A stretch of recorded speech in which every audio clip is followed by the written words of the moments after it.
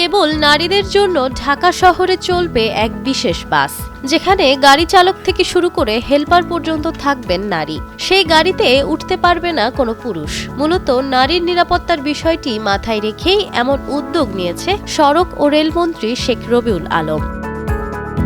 প্রধানমন্ত্রীর নির্দেশনা অনুযায়ী শীঘ্রই নারীদের জন্য বিশেষায়িত বাস নামানো হবে বিভিন্ন রুটে, যেখানে ড্রাইভার, সুপারভাইজার সকলেই নারী। এমনটাই মন্তব্য করেছেন নৌপরিবহন, সড়ক ও সেতু এবং রেলপথ মন্ত্রী শেখ রবিউল আলম। বিভিন্ন কাজে বিভিন্ন সময়ে নারীকে গণপরিবহনে উঠতে হয়। সেখানে নানা অনাকাঙ্ক্ষিত পরিস্থিতির সাক্ষী হতে হয় তাকে।